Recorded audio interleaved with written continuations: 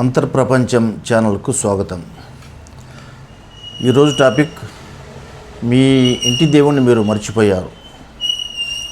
K Jagannatham. మీ ఇంటికి దేవుడు ఉన్నాడు, మీ దేవుని మీరు పూజిస్తారు, ఆరాధిస్తారు, అవంతా చేస్తున్నారు, చేయవలసినది మస్తు. అంతకన్నా పెద్ద దేవుడు మీ ఇంటి దేవుడు ఉన్నారు. మీరు ఆ దేవుని గమనించడం లేదు, పట్టించుకోవడం లేదు, గమనం లేదు, మర్చిపోయారు. అసలు ఆ దేవుడు ఎవరనే అవగాహన కూడా తక్కువ ఉంది. ఈ విధంగా ఉంది. మీరు మొట్టమొదట భూమి మీదకి వచ్చినప్పుడు మిమ్మల్ని బ్రతికించింది ఎవరు? శ్వాస. చివరి వరకు మీ వెంట ఉండేది ఎవరు? చివరి క్షణం, నిమిషంగా క్షణం వరకు మీ వెంట ఉండేది ఎవరు? శ్వాస. మరి శ్వాస మీ ఇంటి దేవుడు కాదా? మీ ప్రమేయం లేకుండా, మీరు అడిగినా అడగకుండా, చెప్పినా చెప్పకుండా మీకు నిరంతరము శ్వాస లోపలికి పోతుంది, బయటకు వస్తుంది, లోపలికి పోతుంది, బయటకు వస్తుంది. No rest. అవిశ్రాంతంగా శ్వాస మీ లోపలికి బయటికి ఆడుతుంది. అవిశ్రాంత శ్రామికునిలాగా, అవిశ్రాంత కార్మికునిలాగా, విశ్రాంతి లేని పని మనిషిలాగా శ్వాస నడుస్తూ ఉంది. కాబట్టి అంత గొప్ప శ్వాసని మీరు ఎందుకు గమనించడం లేదు? శ్వాసే లేకుంటే మీరు ఉండేవారా? బతికేవారా? మీ కుటుంబాన్ని, మీ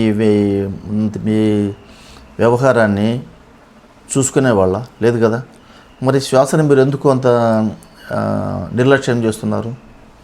శ్వాస గురువు. నువ్వేమైనా ఇంతవరకు నేర్చుకున్నావంటే శ్వాస ఉండబట్టి నేర్చుకున్నావు. ఇంతవరకు ఏమైనా సంపాదించావంటే శ్వాస ఉండబట్టి సంపాదించావు. ఇంతవరకు ఏమన్నా కుటుంబాన్ని చూసుకున్నావంటే శ్వాస ఉండబట్టి చూసుకున్నావు. ఇంతవరకు జీవించావంటే శ్వాస వల్లే. ఇంత జ్ఞానం నేర్చుకున్నావంటే శ్వాస వల్లే. కాబట్టి శ్వాసే నీ గురువు, శ్వాసే నీ దేవుడు, శ్వాసే నీ సర్వస్వం. అంత గొప్పదైనటువంటి శ్వాసను మీరు ఎందుకు వదిలిపెట్టారు? ఎందుకు గమనించడం లేదు? ఎందుకు పట్టించుకోవడం లేదు? మీకు రోజుకు 24 గంటలు. 24 గంటల్లో కనీసం తక్కువలో తక్కువ ప్రతిరోజు ఒక 3 గంటలు మీ శ్వాసని మీరు గమనించండి. తక్కిన 21 గంటల్లో అది మీరు మీ కుటుంబం కోసమో నిద్ర కోసం వాడుకోవచ్చు, విశ్రాంతి కోసం వాడుకోవచ్చు. కానీ కనీసం మీకు గురువైనా, మీకు ప్రాణం పోసిన ప్రాణదాత, మొట్టమొదట తల్లి గర్భం నుంచి వచ్చినప్పుడు మీకు ప్రాణం పోసింది ఎవరు? శ్వాసే కదా. చివరి వరకు మీ వెంట ఉండేది ఎవరు? శ్వాసే కదా. మరి అది మీ ప్రాణదాత కాదా? ఏ పెట్టుబడి లేకుండానే మిమ్మల్ని బ్రతికిస్తున్నారే, ఒక్క పైసా శ్వాసకి ఇవ్వడం లేదే.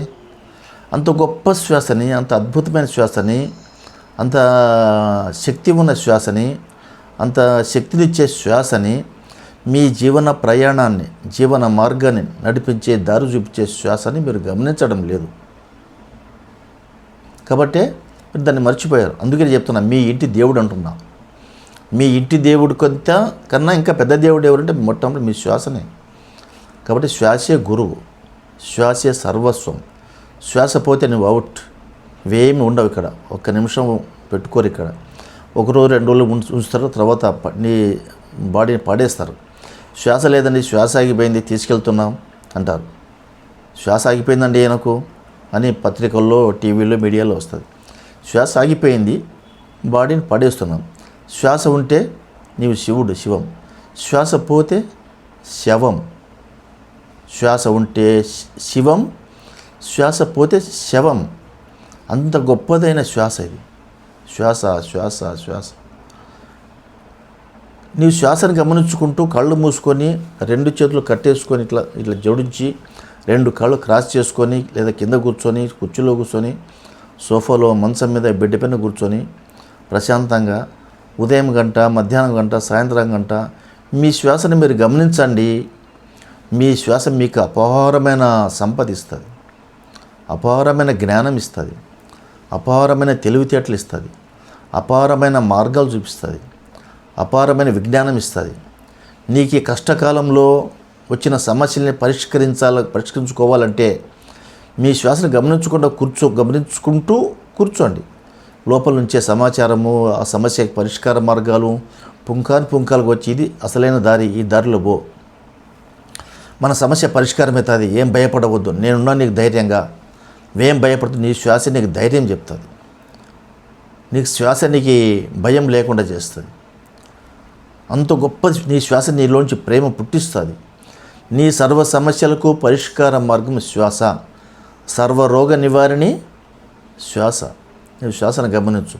ఇది చూస్తే వినడానికి చాలా ఏదో ఉండొచ్చు, కానీ ఎబ్బెట్టుగా ఉండొచ్చు, దీంట్లో ఏమి అని అనుకోవచ్చు. కానీ మీ శ్వాసలో అపారమైన శక్తి సంపద ఉంది.